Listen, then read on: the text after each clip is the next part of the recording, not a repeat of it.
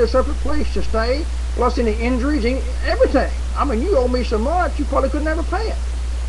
See? And that's what people don't get. They think they've sinned against God, and they can somehow repay it, but just Jehovah's Witness say you're annihilated when the Lord returns. If you're not a child of God, you get burned up when Jesus returns, and that's it. Well, that's not much punishment for a whole life of rejection of God's Son. It don't take long to get burned up. You realize that? If this building caught on fire right now, this whole room was just engulfed in flames. If you didn't have any way out, I mean, if you really truly just wanted to go ahead and get it over, just jump in the middle of the biggest flames you could see. You'd be dead real quick. You wouldn't just stand there and just burn and burn and burn and take 3 hours. It wouldn't take you 3 hours. Just get there and take a deep breath. You'd be gone. That's not much punishment. Not much punishment. I mean, that's kind of like just somebody's I'll just take a bullet to the head. Well, you'd be dead in no time. Well, you'd be dead in no time if all it was is that you were a victim of God's wrath when He returns, and just, whew, you're burned up. Well, 2 seconds flat, you're dead. You mean that's it? That's no punishment compared to the entire life that you lived of saying no, no, no to God's Son, rejecting God's Son, grieving the Holy Spirit time and time again, telling dirty jokes, scattering abroad instead of gathering with Him day after day. You were an enemy of God. And yet somehow God's going to pay you back with a 2-minute death when He returns? And not in the Bible.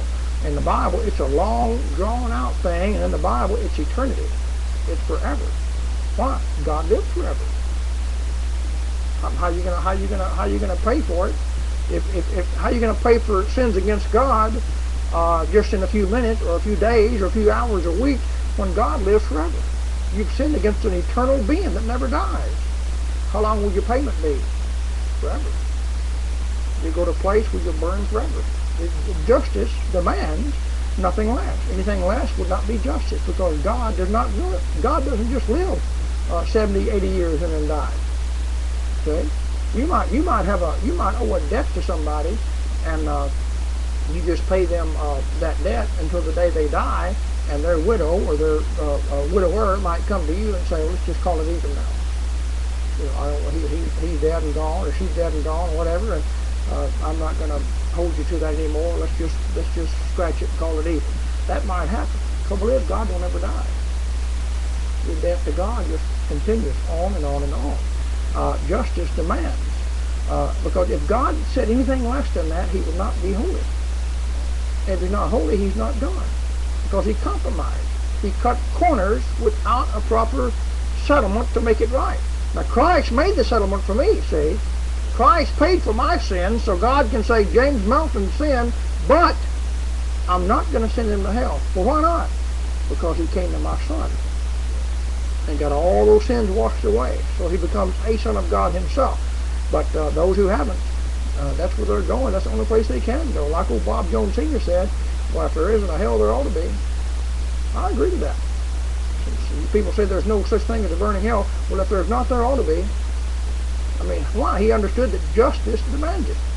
Justice absolutely demands it. Number 3, I know it's true, not only because God's Word declares it and justice demands it, but finally, nature displays it.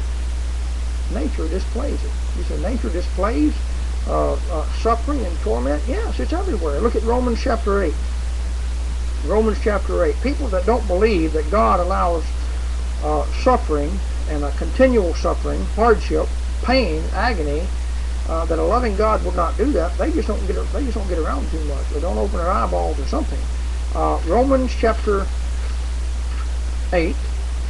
The Bible's very clear that God not only will allow suffering, but He does right now. It's going on every day, all around you. Just open your eyes and take a look. Look at Romans 8. Start at verse 18. Romans 8:18, for I reckon that the sufferings of this present time. Don't you know people who suffer today? Don't you know people who are going through hard times? I'm not just talking about having trouble paying their bills, man. I'm talking about people in pain. I'm talking about people hurting so much right now that they're crying. They're tears running down their face because the pain won't go away. Maybe they're in a hospital.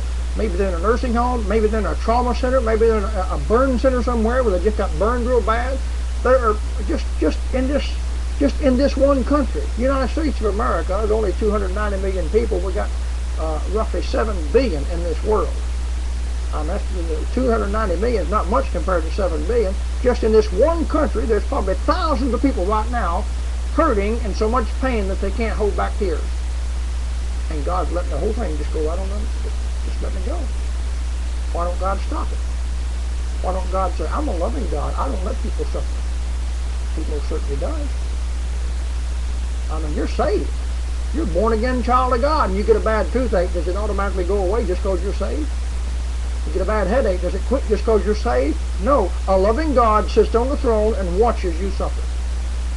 I don't say that irreverently toward God. You know what I'm saying? I'm saying God will allow people to suffer. He lets his own children suffer. There are people that are born into this world, they get saved early in life, and they get some disease, and they never can get rid of it, and they're just plagued with that thing for 40, 50, 60 more years of their life, 70, 80 years, and they die in pain, and the only comfort they get is the day they die, they get to go home and be with the Lord.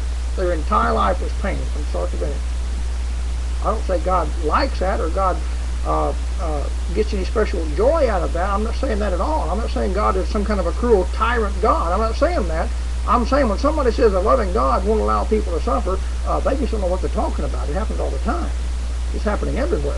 Look at it. I reckon the sufferings of this present time are not worthy to be compared with the glory which shall be revealed in us. For the earnest expectation of the creature waiteth for the manifestation of the sons of God.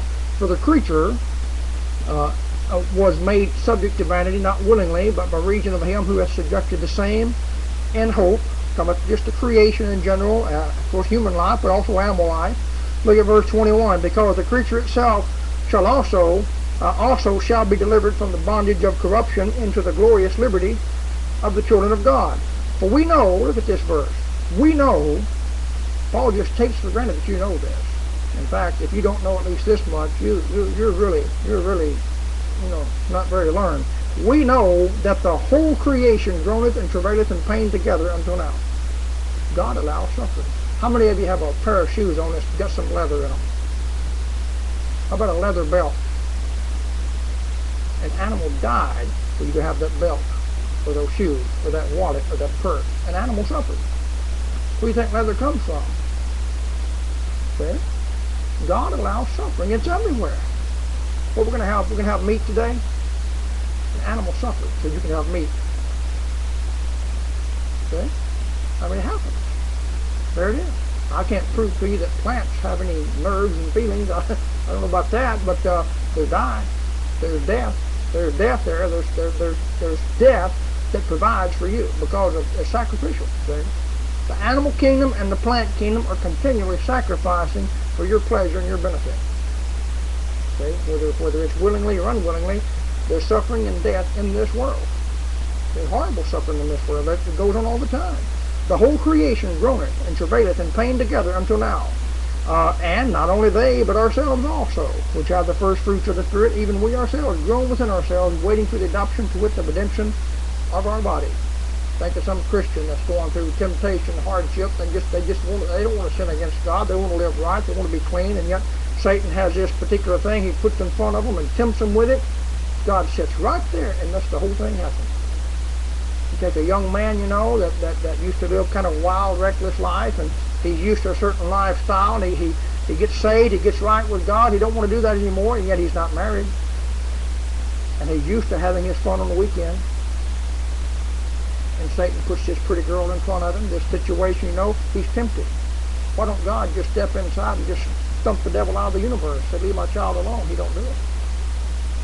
God lets him go through the temptation. Now, he said, I provide a way of escape, 1 Corinthians 10:13, but he don't take the temptation away.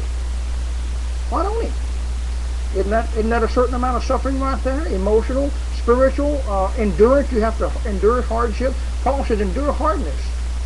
Why don't God just make it easy? Make it easy on all of us. He said, that'll ruin your character. You need some hardship to make you tough.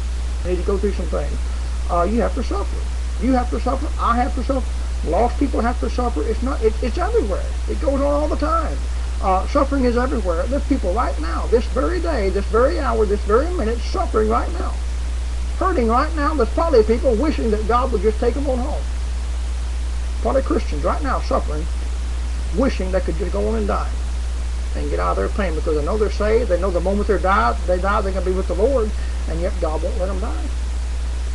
And you can't figure out, it's not like they're a great evangelist and they're going to win another 10,000 people to Christ. Might just be some old saint on the hospital bed up there. Probably won't be anybody coming to see her all week. They just let her lay there and hurt. Why? See? Well, Paul said, you know why. He said it's going to be a whole lot better one day. What you got now is nothing compared to what it's going to be. So it's going to all balance out in the end. God knows what he's doing. But one reason why is so that people like you and I can look around and say, you know, if God let Sister so-and-so go through that, and she's one of the godliest women I've ever known in my life, if God will let Brother so-and-so go through this and go through that, don't you know he'll take a lost sinner and throw him into hell?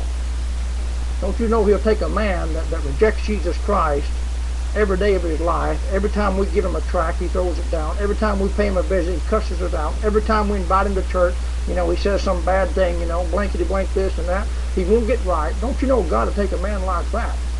See, if nothing else, when you suffer and go through hardship, nothing else, there's probably other reasons for it, but if nothing else, it's at least an object lesson.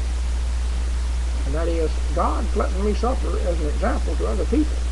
Lost people see this, and they ought to stop and realize that if God will let me suffer, he'll most certainly let them suffer when he gets ready to throw them into hell. So it happens all the time.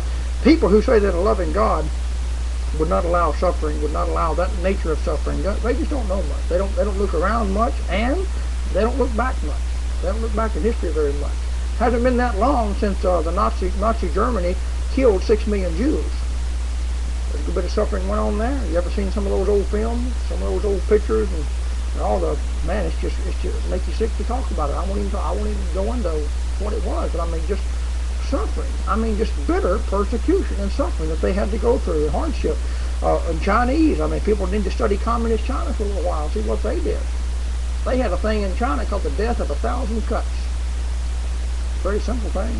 Nothing high-tech about this. Take a man, strap him in a chair, trying to get him to talk, get him to tell you information about where some other people are hiding out at or something like that, you know. Interrogation. If he won't say anything, cut off one ear. Just let him sit there and scream for a little bit. Ask him a few more questions. You won't answer that question, cut off the bottom lip. You won't answer that question, cut off the nose. You won't answer that question, cut off one finger. And they just go through that step, take their time, just patient, take their time, one step after another, till the guy finally just sits there in pain and just bleeds to death. What did God do? God interfered, did he? Superman, you know, comes in, save the day? No, God let the whole thing happen.